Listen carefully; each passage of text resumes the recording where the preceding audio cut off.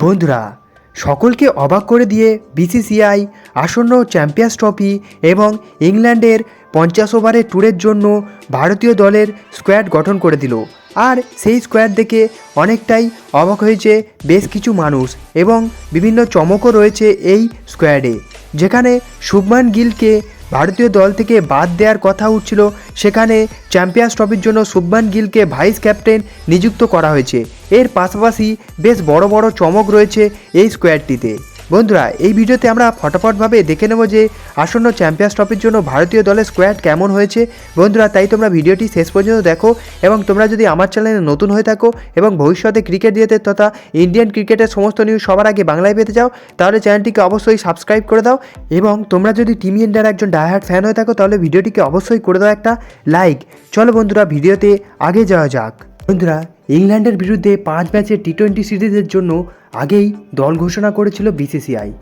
আর গত শনিবার ঘোষণা হলো ইংল্যান্ডের বিরুদ্ধে 3 ম্যাচের ওয়ানডে এবং আসন্ন চ্যাম্পিয়ন্স ট্রফির জন্য ভারতীয় দলের স্কোয়াড।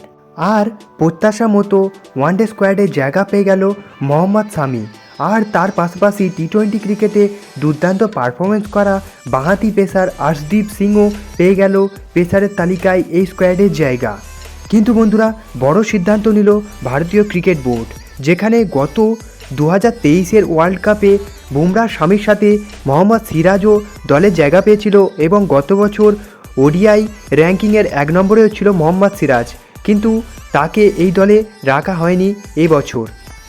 মোহাম্মদ শামির পাশাপাশি ভারতীয় দলে কামব্যাক করতে চলেছে শ্রেয়াস আইয়ার এবং কুলদীপ যাদব।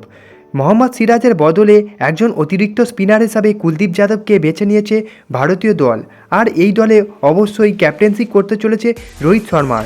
তবে সবচেয়ে আজব বিষয় হচ্ছে, যেখানে দল থেকে বাদ পড়ার কাগারে চলে এসেছিল শুভমান গিল, সেই শুভমান গিলকে চ্যাম্পিয়ন্স ট্রফির জন্য ভারতীয় দলের ভাইস ক্যাপ্টেন হিসাবে নিযুক্ত করা হয়েছে এই দলে। তবে বন্ধুরা, সঞ্জু স্যামসনকে জায়গা দেওয়া হয়নি এই স্কোয়াডে। টিম ইন্ডিয়ার জোড়া কিপার হিসেবে 15 জন সদস্যের দলে রয়েছে ঋষভ পান্ত এবং কেএল রাহুল। এছাড়া বন্ধুরা, সবচেয়ে হতাশাজনক বিষয় হচ্ছে এবছর বিজয় হাজারে ট্রফিতে 757 অ্যাভারেজে রান করা করুণ নায়ারকে জায়গা পায়নি এই দলে।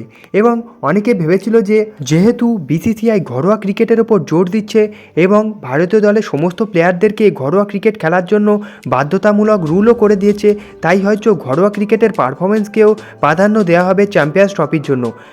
আর বিজয় হাজারে ট্রফিতে সবচেয়ে আলোচ্য মুখ হয়ে উঠেছে করুণ নায়ার। করুণ নায়ার বিজয় হাজারে ট্রফিতে 7টি ম্যাচে 6টি সেঞ্চুরি ঠুকে দিয়েছে এবং 757 অ্যাভারেজও রয়েছে তার। এর পাশাপাশি বন্ধুরা, অস্ট্রেলিয়ার সফরে দুর্দান্ত প্রদর্শন করা নীতিশ কুমার রেড্ডিও এই দলে জায়গা পাননি এবং অনেকেই আশা করেছিল যে অলরাউন্ডার হার্দিক পান্ডিয়ার পাশাপাশি আর এক fast bowling allrounder Nitish Kumar রেড্ডিও চ্যাম্পিয়ন্স ট্রফির জন্য সাজতে চলেছে এবং তাকে অবশ্যই দলে থাকতে চলেছে। তবে সেটা আর হলো কই। ফটাফটভাবে একবার দেখে নেওয়া যাক আসন্ন চ্যাম্পিয়ন্স ট্রফির জন্য ভারতীয় দলের স্কোয়াড কেমন হয়েছে। ক্যাপ্টেন হিসাবে রয়েছে রোহিত শর্মা, ভাইস ক্যাপ্টেন শুভমান গিল। এর পাশাপাশি ব্যাটারদের তালিকায় রয়েছে বিরাট কোহলি, শ্রেয়াস আইয়ার, লোকেশ রাহুল, ঋষভ পান্ত এবং যশস্বী জয়সওয়াল। এর পাশাপাশি অলরাউন্ডারদের তালিকায় রয়েছে হার্দিক পান্ডিয়া, অক্ষর প্যাটেল, রবীন্দ্র জাদেজা, ওয়াশিংটন সুন্দর এবং স্পিনার হিসাবে কুলদীপ যাদব। এবং ফাস্ট বোলারদের তালিকায় রয়েছে জসপ্রীত বুমরাহ, মোহাম্মদ শামি এবং আর্শদীপ সিং। বন্ধুরা, এটাই ছিল আসন্ন চ্যাম্পিয়ন্স ট্রফির জন্য ভারতীয় দলের স্কোয়াড। বন্ধুরা, তোমাদের কি মনে হয় এই স্কোয়াড কি যথোপযুক্ত হয়েছে আইসিসি চ্যাম্পিয়ন্স ট্রফি জেতার জন্য? বন্ধুরা, তোমাদের মতামত অবশ্যই তোমরা কমেন্টে জানাতে পারো এবং দেখা হচ্ছে অন্য কোনো ভিডিওতে। ততক্ষণের জন্য বাই বাই।